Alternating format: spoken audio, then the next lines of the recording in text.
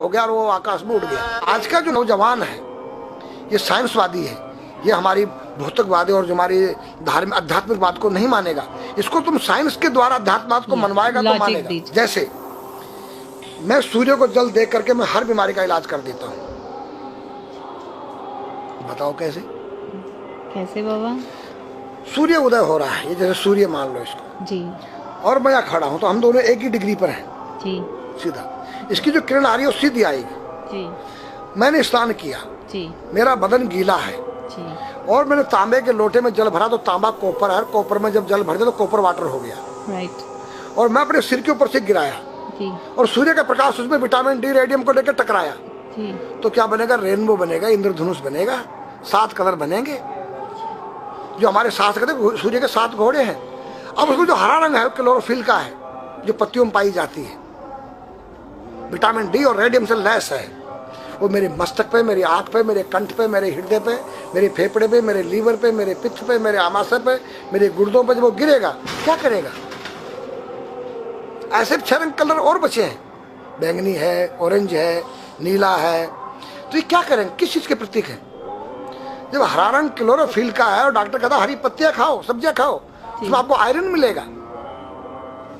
तो अब वो जो विटामिन डी से जो हरा रंग पैदा हुआ है सूर्य की किरण से कॉपर वाटर में, वो क्या करेगा? कोई वैज्ञानिक बताए तो सही मुझे। एक अमेरिका का चेला है, एक रूस का है, वो मेरे भक्त बने हुए हैं। हरिद्वार में क्या वो कोई जल दे रहा होगा सूर्य को, वो भी अपने ऐसे फेंक रहा है, मैं बैठा देख रहा हूँ ये क्या कर रहा है। मैंने उसको बुलाया तो मैंने यही फार्मूला उसको समझाया। वो मेरा शिष्य बनेगा, बोला ओ ये तो साइंस। मस्तिष्क पर तिलक क्यों लगाते हो इस जगह पर? पहले लगता है पीला, फिर लगता है लाल, फिर लगता है सफेद। 3 कलर क्यों लगते हैं? काला क्यों नहीं लगता? चौराहे पे 3 बत्तियां हैं, जी, देखा होगा, जी। लाल क्यों है? फॉर डेंजर, स्टॉप, खतरा है, या डेंजर, खड़े हो जाओ, खतरा है, जी। पीला देखो, चलना नहीं है, हाँ, देखो, रेडी रहो, देखो। और सफेद चल, सफेद तो हाँ, चावल लगा रखे ना मैंने सफेद, हाँ, वहाँ हरा है, वहाँ हरा है, रेडी टू गो, हरा गो है। नहीं, सफेद अगर युद्ध हो रहा है, गोलियां चल रही है, सफेद झंडा लहरा दिया जाए, पीस, शांति का प्रतीक है। चावल ठंडा होता है और हमारी यहाँ पर सुषुम्ना नाम की नाड़ी है, जी। लाल कलर है कि तुम इस योग सहयोग में आके तुम बैठ सकते हो कि नहीं? ये माहौल तुम्हारे योग्य है या नहीं? या जुआ चल रहा है, या शराब पी जा रही है, क्या तुम बैठ सकती हो? देखो पीला कलर है, देखो, आना नहीं, जाना नहीं, देखो। ओ खतरा है या ठीक नहीं है, चलो। और सफेद शांति, जी, क्या है? शांति है, बैठ सकते हैं। तो ये हमारी जो है संस्कृति में एक वैज्ञानिक है। जब हम खाते गैस बनती है, तो चावल जब पानी भीगे बाद ठंडा हो जाता है और हमारी सुषुम्ना नाड़ी पर जब लग गया है तो उस नाड़ी को ठंडा करने लग गया है। उस नाड़ी से कोई गर्म गैस को ऊपर चढ़ने नहीं देगा। और हमारे सिर ब्रह्मांड में, हमारे सिर के अंदर कोई ऐसी वायु गैस जाकर तुम्हारे सिर को परेशान नहीं कर सकता है। तो मेरे पास जितने हमारे शास्त्र पुराण ग्रंथ हैं ये साइंस है।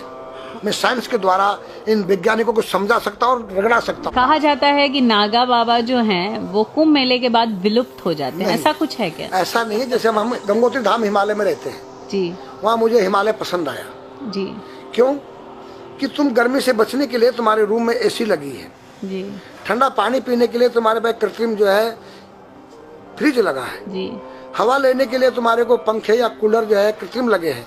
लेकिन भोलेनाथ बाबा ने मेरे लिए नेचुरल एसी लगा रखी है और नेचुरल फ्रिज लगाया है, नेचुरल पंखे लगे हैं। तो मैंने सब कुछ त्याग दिया। छाती में तो मैं कुछ लेके नहीं जा सकता हूँ, चाहे मेरे पास अरबों खरबों रुपया, जी। खाऊंगा मैं उतना ही जितनी मेरी पेट के अंदर भूख है। पढ़ना लिखना ये तो सहज चातुरी, काम धैन मन बस करन गगन चढ़न मुश्किल। काम धैन मतलब अपने वीर्य को कंट्रोल करना, अपने मन को कंट्रोल करना और अपने प्राण को ब्रह्मांड में यहाँ ले जाना। ये खोपड़ी क्या है? ब्रह्मांड है। उसको कहते हैं समाधि। सारे शरीर के प्राणों इकट्ठा करके इस ब्रह्मांड में मस्तिष्क में ले जाके बैठ जाना, जिसको ब्रह्मरंध्र कहते हैं, उस गुफा के अंदर। ये 3 वस्तु मुश्किल है, बाकी सब आसान है। अपरिग्रह मतलब उतना रखो जितना तुम्हें आवश्यकता है, अधिक मत रखो। अब तुम अष्टांग योग जो है पतंजलि लगा रहे हो और व्यापार बिजनेस चालू है, मेरी दूध को ले लो, टूथपेस्ट ले लो, अब मेरा आयुर्वेदिक अंडरवियर आ गया है, मैंने बोला वो कैसा है कि मैंने गंगा जल में जड़ी बूटे के रस में धागे भिगोए थे तब बनाया था।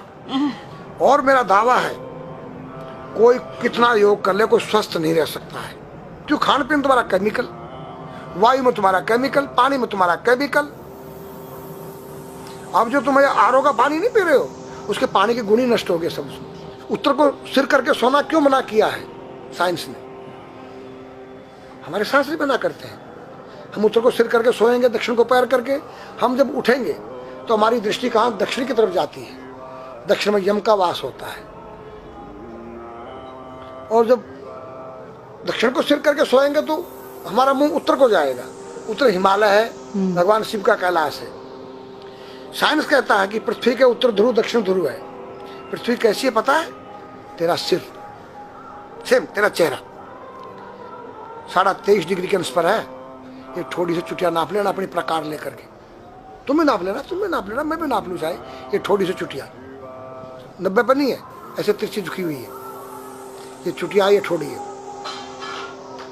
66.5 डिग्री कोण बनाती है। तो ये जो चुंबकीय मैग्नेट पावर है उत्तर से नॉर्थ से साउथ तक, हम जब सिर उत्तर की तरफ करेंगे तो ये नॉर्थ है, वो नॉर्थ है। नॉर्थ को नॉर्थ धक्का मारेगा तो तुम्हारे दिमाग में और तुम्हारे हार्ट में डिस्प्रोजन होगा और बैलेंस बिगाड़ेगा। इसलिए साइंस में कहता है कि उत्तर की ओर सिर मत करो, और हमारे शास्त्र भी कहते हैं कि उधर मत करो, नीचे उधर दक्षिण की तरफ यम का वास है, उनकी तरफ दृष्टि पड़ती उठते ही।